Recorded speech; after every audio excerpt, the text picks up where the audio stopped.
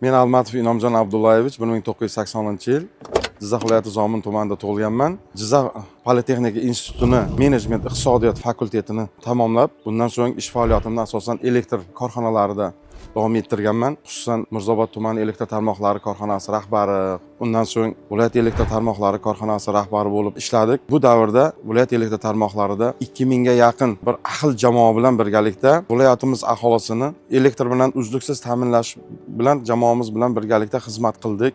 Ayrim sabablarga ko'ra ish faoliyatimni to'xtatgandan so'ng o'zimni mana hozirgi ishlab turgan elektr sohasiga bo'lgan muhabbatim, yana tajribalarimni yana orttirish maqsadida tadbirkorlik yo'nalishini ham o'sha elektr sohasida davom ettirishga qaror qildim. Bu tadbirkorlik sohasida maxsus litsenziya olib, shu tadbirkorlikda ham bir ahil jamoa yaratib, xalqimizga mana shu elektr loyiha montaj xizmatlarini bajarish, fermerlarimiz uchun tomchilatib va sug'orish uskunalarini o'rnatib berish xizmatlari hamda quyosh panellari o'rnatib berish xizmatlarini yo'lga qo'yganmiz jamoamiz bilan birgalikda. Men aynan shu soha bo'yicha shaxsiy blogimni yuritmoqchiman. Bundan ko'zlangan maqsad ushbu tadbirkorlik yo'nalishlarim bo'yicha xalqimizni, tadbirkorlarimizni tushunchasini yanada oshirish va ularni aldanib qolishidan oldini olish.